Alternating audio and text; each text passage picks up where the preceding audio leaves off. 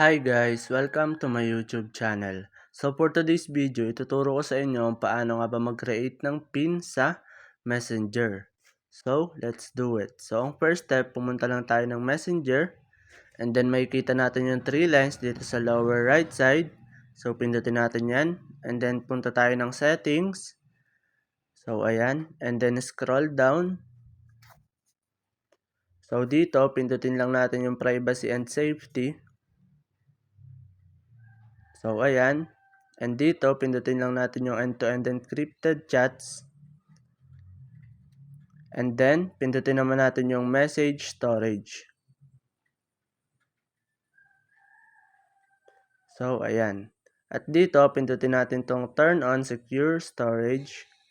And then, makikita natin tong create a 6-digit PIN. So, pindutin lang natin tong continue. At dito, pwede na natin ilagay yung ating PIN.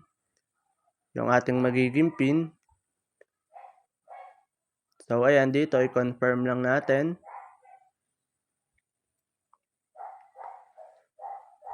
At ayan, nakapag-create na tayo ng PIN sa ating Messenger.